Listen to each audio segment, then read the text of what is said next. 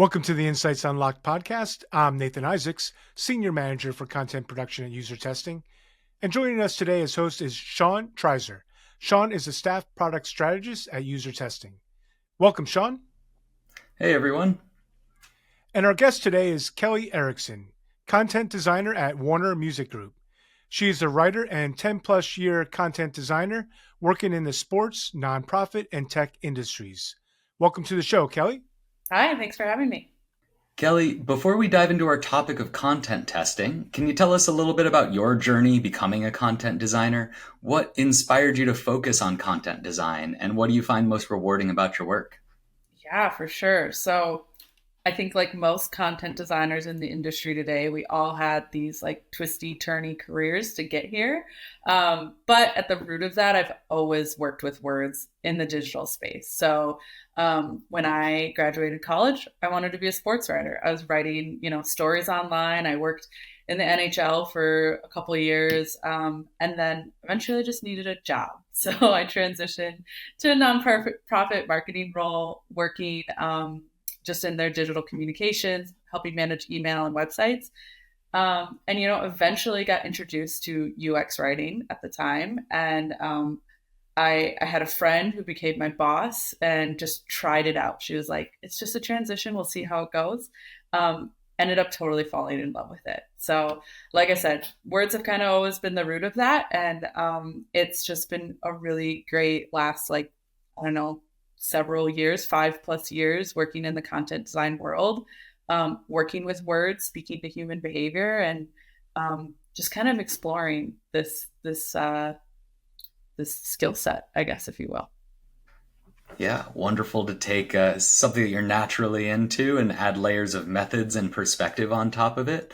And there's always more to learn, right? Yes, there's always more to learn. Like, I'm such a nerd for podcasts, books especially. Actually, books are where I really do a lot of my learning. So anytime there's like a new book out there, I'm always like, okay, I gotta have that. I gotta read it. So yeah. So, as you've been on this decade plus journey, what's been unique about content design compared to other design disciplines in your perspective? Can you share an example from your industry that illustrates the differences between your ways of working as a content designer and those of other forms of design? For sure. I mean, when it comes to content design, we really think about the words. To borrow an example from Candy Williams, her talk at Config a few years ago, you strip away the words, you don't really have much left in the design. So it's really focusing on those words and not just like what the words are themselves. Like that's a big part of it. We want to use the right words. We want to speak to people in a way that they understand, is intuitive, and I mean, just sounds human, just not like a robot. We're normal people, right, behind these screens. But that those words also appear in a way that makes sense, right? It's a fine balance between, wanting to give someone all the information in a specific moment so they know exactly what to do next and where they're going and like things are going to be okay, to also just like, what do they actually need to know to take that next step to accomplish the task, and presenting it in a way that makes sense, is clear. I'm going to quote some other people here, but like Brené Brown, clear is kind. So like, how can we make it as clear as possible so that it's as kind and easy for the user as possible? Yeah. And you asked for an example. So a good example would be in my previous role at Eventbrite, I worked on our consumer side, and we, that included like checkout, discovery, helping people like find tickets. And I'll look to checkout, for example. We had a really long checkout flow. And so it's like, how could we simplify that? How could we make it even easier? I mean, just as simple as like reducing the payment methods so they are really easy to understand and select which one you use, which is really clear labeling. Like, this is your credit card, this is PayPal, or like paying another way. So it seems simple, but it's stuff like that that can really either frustrate the user or, just make their experience a breeze. Well, simple is always hard, right? Yeah. Even with these kind of universal experiences that we think are standardized, like a checkout flow, there's so much work to be done in refinement and making sure that in your context, it all makes sense, right?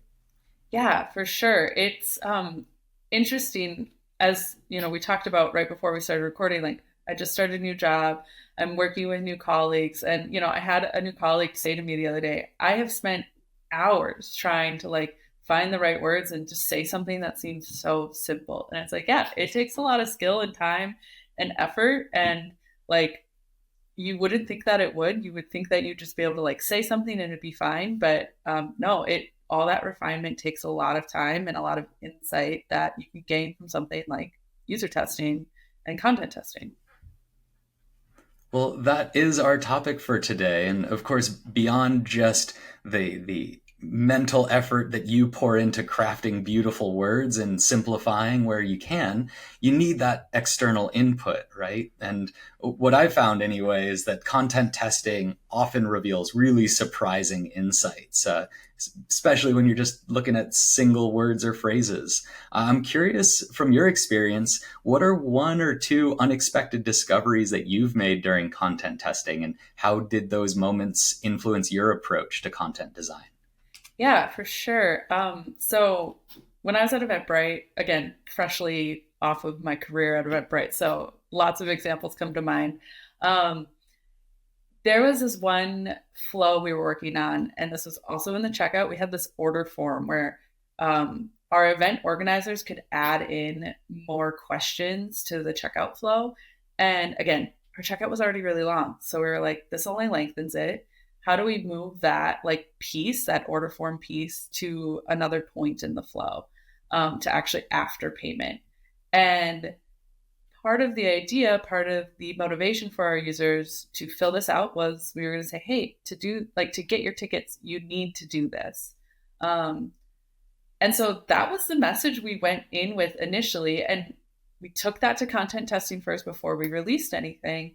And the feedback we got was just people were like, well, I don't like this. It's like too abrupt. It's like too direct almost. And it's like, interesting. Okay. Like this is the thing you literally bought, and we're like trying to tell you what to do and how to like achieve your goal. And so we actually brought in like I ended up writing about I think four other like variants, and ended up like testing those and testing them against one another, just again in an open unmoderated session, so the user was just commenting on like which one they preferred. And it was surprising, but people really focused on the fact that like by answering these questions, they were helping their organizer. They were helping the event be better. They were going to have a better event experience. So rather than focusing on like, hey, get your tickets, it was like, hey, have a better event experience. Like your organizer needs more information, and like here's how you do it. So that was one really like specific project that was pretty surprising, but just kind of speaks to like what users were really looking for in that moment. They were less concerned about those tickets because they had just checked out. Their event's still a few days away, and more concerned about like the event experience that they're going to have. There's some other interesting stuff too. Like, we did a test one time on just switching a headline, and it led to like a 30% like increase in click-through rates. So like just even simple things like that. That was the only thing that changed in the design, and that was actually run by a colleague of mine. But that had a huge impact on their click-through rate in that particular experience. So, there's different ways of testing. Obviously I spoke to an unmoderated testing, but then there's, different types of quantitative, qualitative testing. You can do that. Just, you don't always get the feedback of like why it worked. You just see that it worked, and it's like, cool. Okay, we learned something. We can use this. That's really interesting, though, how you were focused on a decision around a few words on the page, maybe, or kind of how you're prompting a question. And what you ended up finding was such deeper motivations and associations with the buyer and their contributions to this event. There was so much more to help them connect with the event in that moment. Yeah, I mean, it's all about motivations and behaviors, right? Like what are the reasons you want to do something? What are the reasons you want to even go to an event in the first place? And so when we can like speak to those motivations, I think we can have a bigger impact. And so when we can really get the content to like speak to those user needs and speak to like what they're really after, those deeper insights, like you said, versus like kind of the surface level where, we thought it was just going to be like access to your tickets. If we could speak to those deeper motivations, like we can have a bigger impact, especially in the long run. A lot of times I think companies like there's that tension between short-term gains and long-term gains. And I would say that content, like we're, at least all the teams I've worked on, it's really that long-term that we're focusing on, because you build stronger content, the better it's going to do for you in the long run. Absolutely. And I'm sure there are moments like that 30% uplift in conversion that surprise you along the way. Little, seemingly small changes that turn into big impact. So I'm really curious on that note. What is your approach to prioritization? You're a veteran content designer. You've seen all kinds of content and experiences. So how do you think about what needs to be tested first, and what are the factors that really stand out to you in that decision process? Yeah. Well, it depends. It depends what we know about our users. It depends what information that we already have. There's actually a project that I picked up right away in my job at Warner here. It's been 9 days, but already I was kind of picked one up, and it was nice because it's just a way to get into the product. But um, I was asking a lot of questions. I was trying to figure out what's the best way to like even just write this, like the first, it wasn't the headline of the page, but it was like the first header of a section. And it's like, okay, well, what's the right language here? So I was like, what do I know about my users? What information do we already have? What have we already tested? And of course, I'm coming into this in the middle of it versus the start. But all these questions are still really paramount when you're entering any project, even no matter the phase. Like, what do you already know? And once you identify what you already know, that's when you can kind of prioritize from there. What sort of testing might work best? Like, if you already have a bunch of information on your users, what their needs are, the motivations, I mean, sometimes you might be able to move right to something like an A/B testing where it's like, okay, I know I've got a couple different phrases, so let's just see which one works right away in product.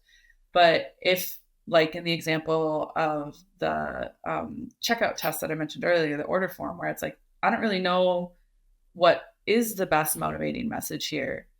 We got to take that and ask first. So kind of with that in mind, with that prioritization in mind, I mean, a lot of times as content designers, we just get a design and it's like, okay, add the words. But I have found it's moments when we're able to really test the messaging first, no matter what that looks like, that has a big influence on the design, and can really kind of shape what that flow might look like. Like, when are we, surfacing a message? What does that message look like? And how does that lead to a next step? So yeah, the prioritization it depends on the state of the project and what you know about your users, and kind of where you can go next. I love that user-centered approach, because it's not just helpful for you as the content designer, that's helpful for everyone working on the project. And of course, it sounds like having your involvement earlier on means that the whole experience, content, and all can really be shaped around those user motivations, rather than probably having to plug in words into boxes that have already been set. Is that ever a struggle for you? Oh yeah. I think I'm laughing only because I feel like I'm hearing a chorus of content designers behind me just shouting, yes! Like, it is one of the biggest struggles, I think, in our industry, in this discipline, to be included early often. And, I feel really fortunate because in my new role, it's been immediately apparent to me that everyone is so eager and welcoming and like ready for content design. So I don't have to fight for that, which is just a weight off my shoulders. It's really nice. And yeah, so it's been hard sometimes. But sometimes too, as content designers, often, we're serving multiple teams. So we don't have all the time in the world. We have to prioritize like our time and what projects we take on. So sometimes you have to say no. And sometimes you say yes, but you only give a light touch. So, you're not going to be content testing every single thing, but on those bigger projects where it can make a big impact, and really clarify some things and the best way to move forward. That's what I want to say. The best way to move forward. That is that moment, when content testing can really come in handy. So, yeah. Well, that's fantastic. It sounds like you're in a culture that is really embracing the user centered mindset and open to your approach. So, on that note, it sounds like you have wide open purview to apply the approaches that you know best. I'm curious how you balance qualitative feedback from content testing with quantitative data, like you might be getting click through rates or time spent on a certain page. So, how do you weigh those types of insights to make content decisions? Yeah, that's a wonderful question. I think you have to keep in mind when you do qualitative studies that you are only speaking to a subset of users. So while you do your best to, speak to a good sized cohort, it's still, sometimes only like maybe 15 users who are giving you their feedback, and they might be really aligned, but even then they could be, giving you many different kind of comments or feedback. So sometimes you got to keep that in mind, that those trade-offs are there. That's like, well, we learned this from content testing. This is a way to start, a way to go. But now the data is telling us something else. Like the click-through rate is telling us that CTA isn't working. And so we have to try something else. And maybe that's a point in time when you do go back to like, okay, what did we learn in content testing, in the user testing or qualitative testing that might be helpful here? Like maybe it wasn't the majority opinion, but maybe there's another opinion that we can try to bring forward. So I think there's still a way to kind of balance them and have them work together. And I don't want to say that quantitative data is always going to rule all. But for the most part, if it's like, okay, we applied what we learned from one to the other, sometimes we gotta follow that too, right? We gotta make some changes, especially in quantitative data. I think if you're learning one thing, it's relatively easy to make a small change to try something else and get quick answers. So yeah, I feel like I'm rambling now, so I'm going to stop. Nathan, you can edit that out later. You're not. You're not. Okay, let me take a breath. Yeah, you're good. You're good. I'm going to take a drink of water quick.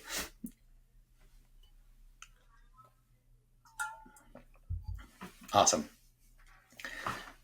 So it sounds like you're balancing both the quant views at the population level, pulling in qual views to really understand the individuals. I like how you mentioned there that you can get those kind of edge perspectives, maybe not in the center of the bell curve, but rather the folks who are using the product in distinct ways or unique from the bulk.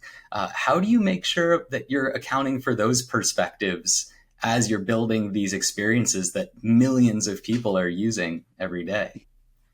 Yeah. One of the design principles here at Warner, and it's a tenet I've always subscribed to, is to try your best to design inclusively for everyone. What are all those edge cases? Or I believe it's in Design for Real Life, they actually kind of redefine them as stress cases. That's another great book. So what are all those edge cases or stress cases that we should consider? Like, it's not just about, the identity someone has, but what are those like momentary things that they're going through that could impact their experience with the app or the product that they're using. So testing is another great way to kind of unlock those and like see how people are reacting. So yeah, you might have, like, if you're doing qualitative testing, you might have an outlier answer, but it's still something you need to account for. You still have to, in your report, you want to have that appendice that has all the information in it so that you can go back to it, even if it's maybe not one of the top insights that you pull out at the time. So I think those can be really helpful. I mean, I wouldn't say you want to like test with people, but you can try to, like, when they're stressed or in a unique case, but you can try to put them in that mindset too. I mean, that is one of the wonderful things about something like user testing, where you can set up that scenario. You can say, hey, this is what you're doing in this moment. Try to think like you are, in this headspace, and answer from that perspective. At Eventbrite, we would often say, like, okay, you're looking for this type of event.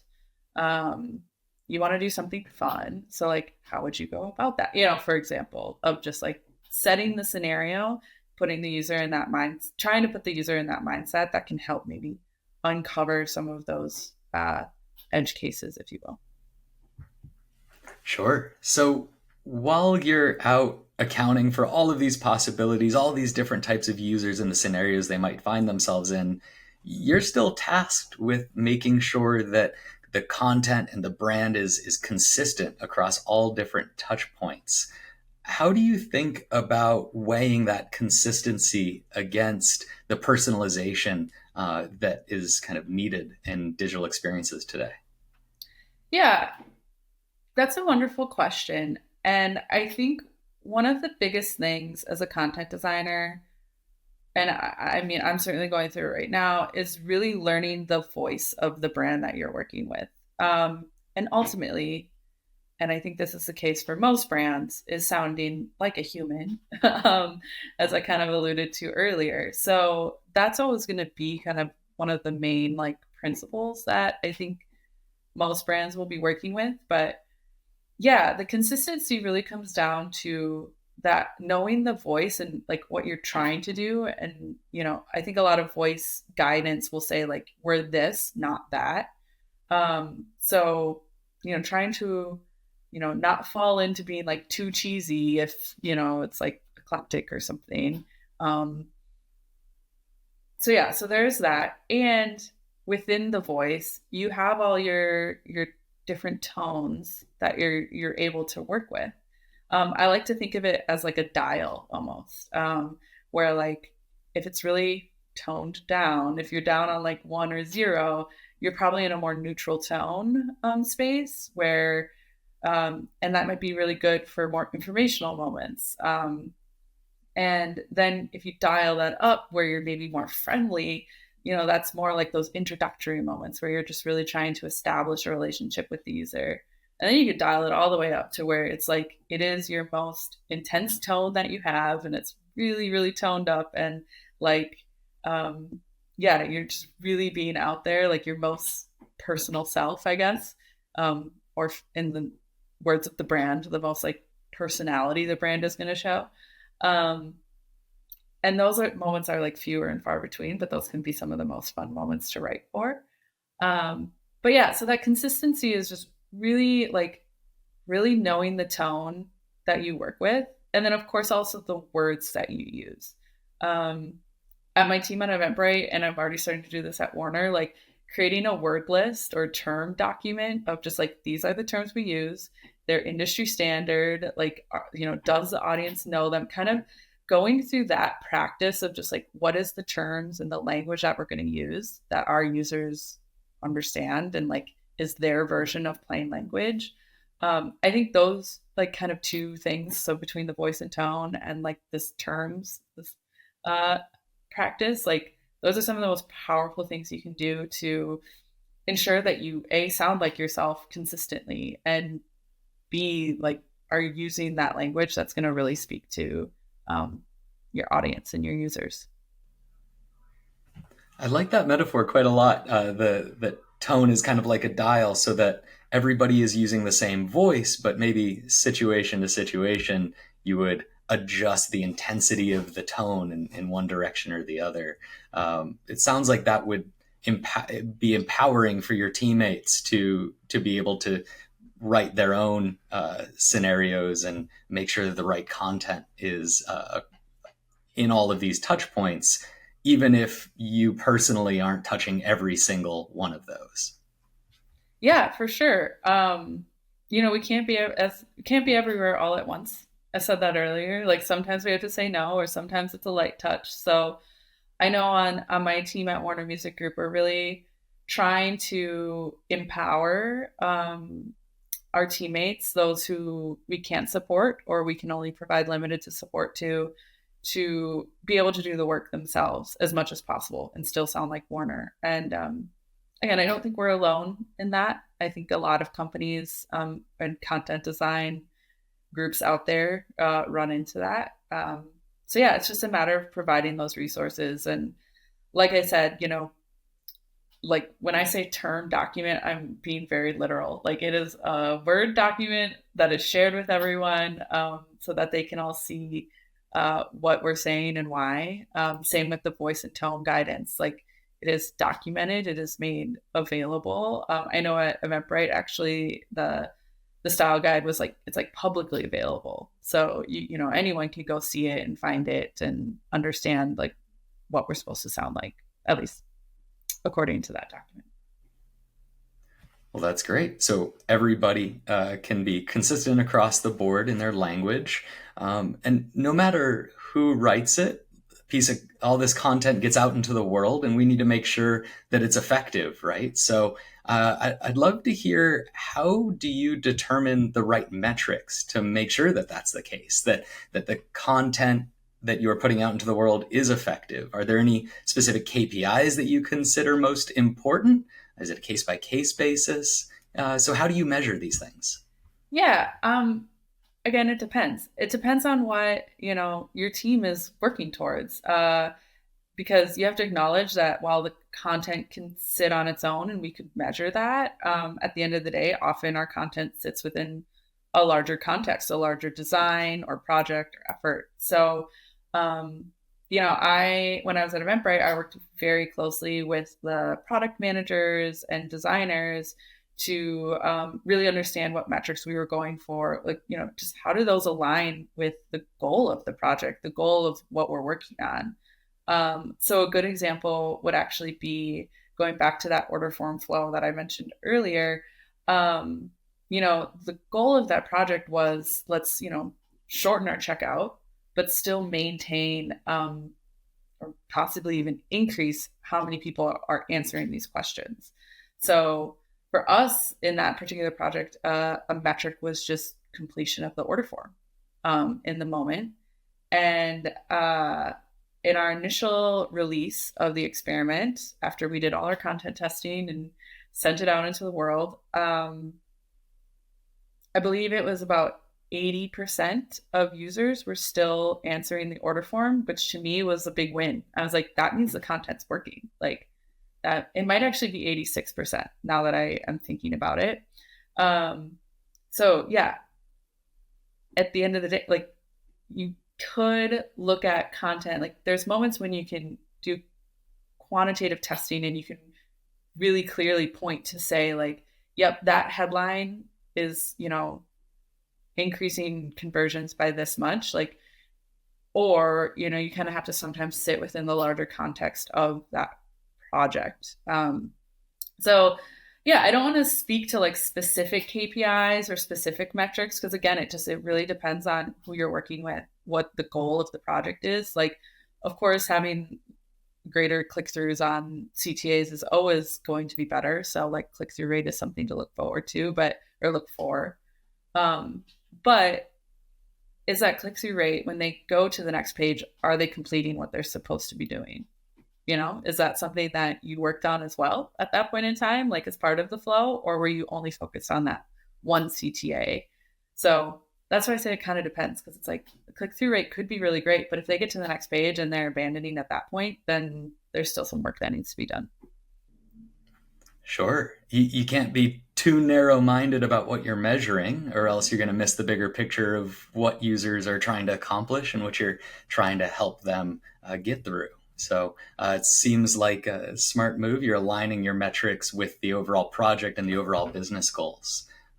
So it sounds like you're bringing a strategic eye to your projects each time. Yeah, for sure. And to that point, that is just one fabulous way to sort of prove your worth as a content designer.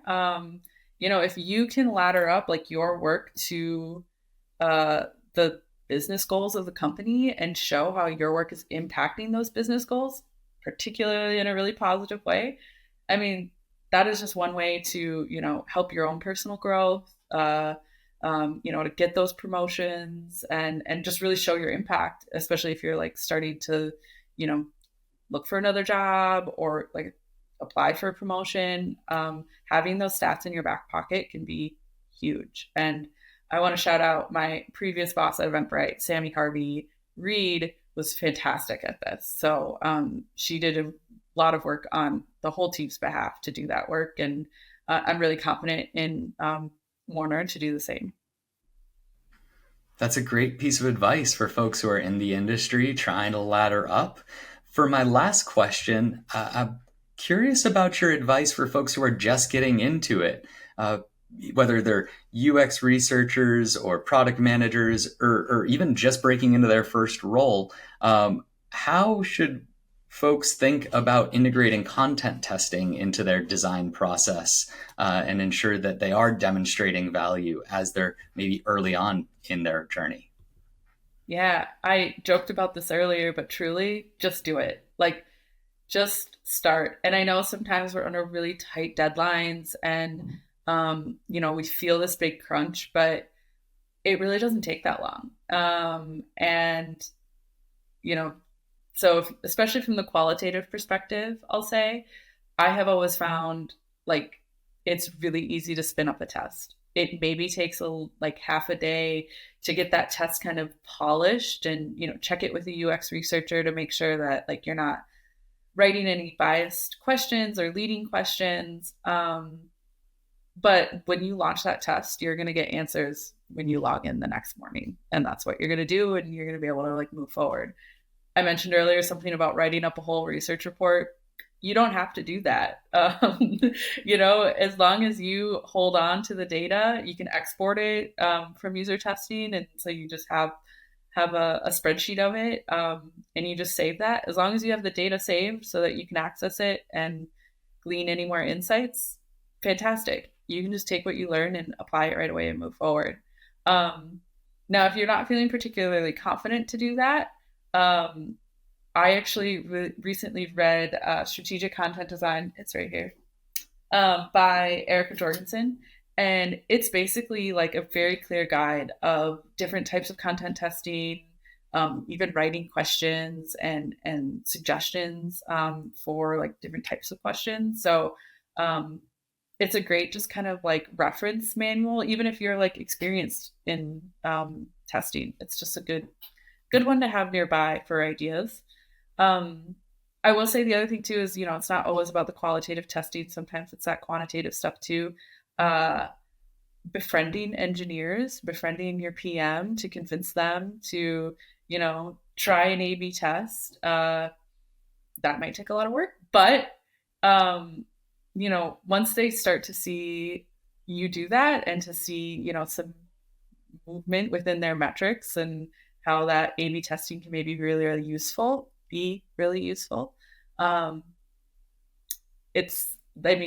They'll see the worth there. And so that kind of like proves your point. So, yeah, just do it. And, sometimes it's a matter of forging those relationships to make it happen. That's great advice. I always say humans will always surprise you, but it is a matter of asking for that input at all, whether it's directly sitting down in an unmoderated study, getting some comprehension, or doing it at scale with an A/B test. It sounds like you've tried it all, done it all.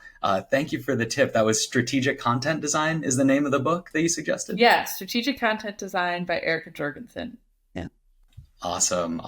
Well, thank you for your advice, your wisdom. Really appreciate you being on the show, Kelly. How does someone learn more about you, your insights, the work you're doing? Where can people find you? You can find me on LinkedIn at Kelly M. Erickson. I don't post a ton, but I'm there and always happy to discuss content design. I'm, often at things like Button or different conferences. So I'm always a learner. I maybe lurk a little bit, but I'm here. I'm always happy to talk. Well, thank you for helping us learn about content design today. It was a real pleasure. Take care and we'll talk soon. Yeah, thank you so much.